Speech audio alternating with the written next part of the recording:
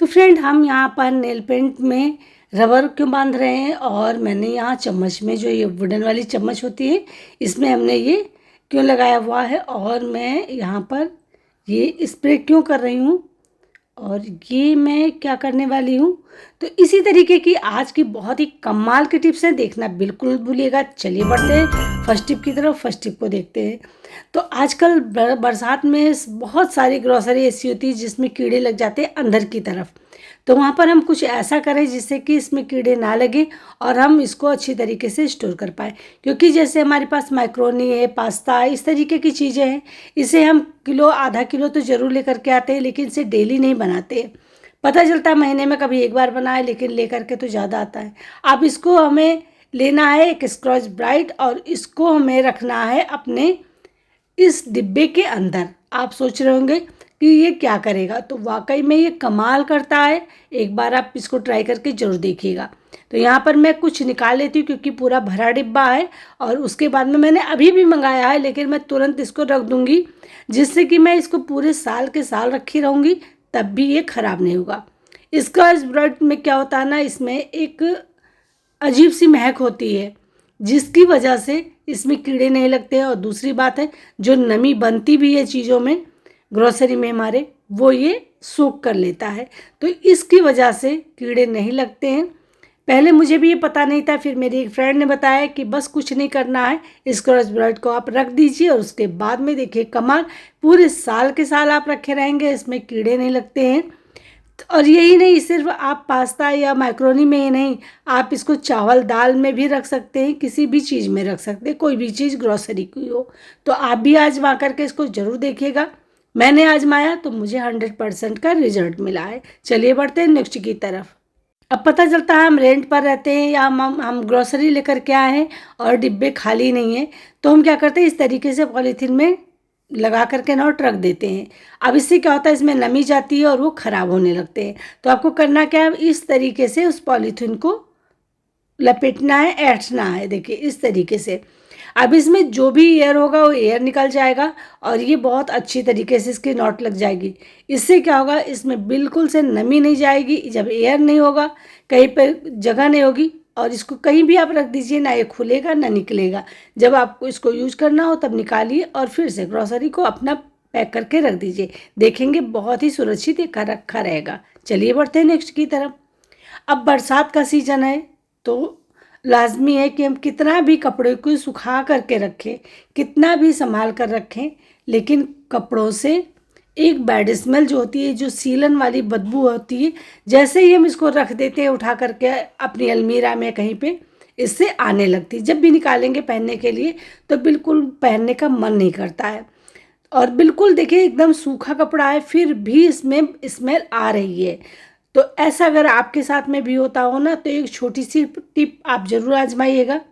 चलिए पहले मैं इसको अलमीरा में रख देती हूँ, उसके बाद में आपको दिखाती हूँ कि मैं क्या अपनाती हूँ जिसकी वजह से मेरे कपड़े में कोई भी स्मेल नहीं आती है। तो ये देखिए हमने रख दिया, अभी हमारा सुरक्षित है, हमें लगेगा इसमें कोई स्मेल नहीं आएगी, लेकिन आती है।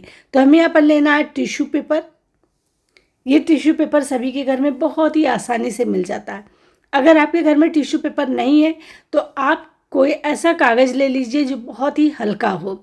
अब यहाँ पर लेना है कोई भी परफ्यूम जो आपको पसंद हो, वो ले लीजिए। इससे देखिए हमारे दो फायदे होंगे। पहली बात तो फंगस नहीं लगेगी, किसी भी तरीके का कोई बैक्टीरिया नहीं बनेगा, और हमारे कपड़ों से भीनी भीनी खुशबू आएगी, बदबू नहीं आएगी।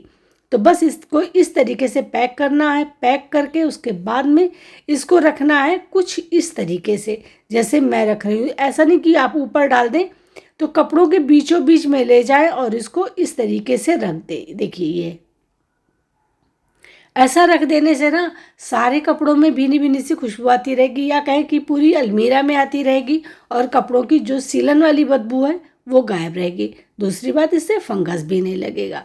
तो ये मेरा आजमाया हुआ नुस्खा है, आप भी आजमा करके ज़रूर देखिएगा। और हाँ, अगर आप सोचें कि इससे किसी भी तरीके का कोई धब्बा कपड़े पे बन जाएगा या कैसा, आप चाहे सफ़ेद पे रखें या कलरफुल पे रखें, कोई भी धब्बा नहीं बनता है। तो चलिए अब हम बढ़ते हैं नेक्स्ट की तरफ। नेक्स्ट टिप में मैं यहाँ पर आज आपको एक बहुत ही बढ़िया सा ऑर्गेनाइज़र बना करके दिखाऊंगी जो आपके बहुत सारे काम आएगा।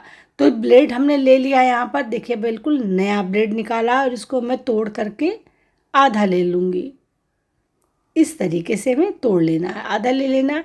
अब लेना है ये वुडन वाला जो स्पून होता है, ये सभी के घर में मिल जाता है, तो इसको ले लेना है और कुछ इस तरीके से इसको रख करके हमें अच्छी तरीके से नाप लेना है, ताकि इसके जो मतलब धार है वो बाहर रहे।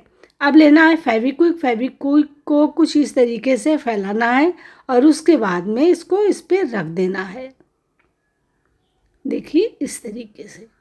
और ये हमारा बहुत ही बढ़िया यूजफुल सा टूल बन करके रेडी हो जाएगा। ये देख सकते हैं कितना बढ़िया सा बन गया। इसे आप बहुत सारी चीज़ों में यूज कर सकते हैं, लेकिन फ़िलहाल मैं आपको 2-3 चीज़ें बताऊंगी जिसमें आप यूज कर पाएंगे। जैसे कि हम लोगों को ये हमारा सिल्वर फॉइल है, इनको कट करना होता है और हम लोग डिब्बा फेंक देते हैं, तो फिर कट करते हैं तो सही नहीं कट होता है। देखिए कितनी आसानी से, कितनी बढ़िया तरीके से कट हो गया। तो आप इस तरीके से इसका इस्तेमाल कर सकते हैं। और रखने के लिए मैं क्या करती हूँ, मैं इसी में उठा करके इसको रख देती हूँ और मैं इसको हैंग करके रखती हूँ। तो जब मुझे नीड होती है तो मैं निकाल लेती हूँ और कट कर लेती हूँ। जब फिर मुझे ज़रूरत नहीं रहती तो मैं इसमें उठा के रख देती हूँ। अब यहाँ पे आपको सेलो टेप का कट करना है या मास्किंग टेप का कट करना है, तो हम कैंची ढूंढते रहते हैं। तो जब हम इस टूल को बना लेंगे ना, तो कितनी आसानी से देखिए बस ऐसे कट हो जाएगा, है ना। कितना बढ़िया सा ऑर्गेनाइजर बन करके रेडी हुआ है। अब हमें ना कैंची की ज़रूरत है, ना चाकू की ज़रूरत है और ना कुछ और चीज़ की। ऐसा नहीं है कि इसमें और इस्तेमाल नहीं कर सकते, आप इसका और भी इस्तेमाल कर सकते हैं, लेकिन मैं उसको बताऊंगी नेक्स्ट वीडियो में। टूल तो मैंने बना लिया है, अब इस टूल का इस्तेमाल मैं नेक्स्ट वीडियो में ज़रूर दिखाऊंगी। ये वाला आइडिया आपको कैसा लगा ज़रूर कमेंट करके बताइएगा। चलिए बढ़ते हैं नेक्स्ट की तरफ।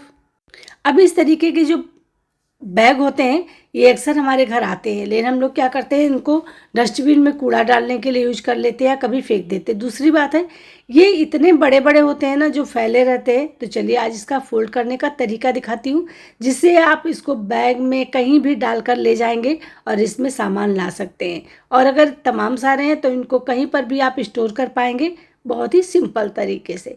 तो देख सकते हैं पहले हमने इसको इस तरीके से फोल्ड दिया है। अब मैं यहाँ पर एक और फोल्ड दूंगी तो एक छोटा सा पैकेट जैसा बनेगा। फिर हमको इस तरीके से मोड़ना है और एक ये मोड़ लगाना है। अब उठाना है और इसके अंदर हमें इसको डाल देना है।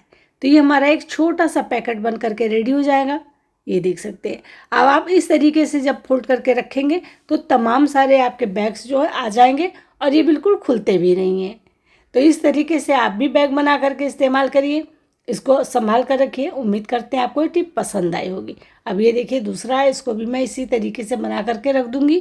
तो कैसी लगी मेरी ये टिप जरूर कमेंट करके बताइए। चलिए बढ़ते हैं नेक्स्ट की तरफ। तो यहाँ पर देखिए हमने नेल पेंट लिया हुआ है। अब ये नेल पेंट में सबसे बड़ी प्रॉब्लम क्या हो रही है ना, कि ये खुल नहीं रहा है। बहुत कोशिश की मैंने, सारे जुगाड़ लगाए, लेकिन खुल नहीं रहा है।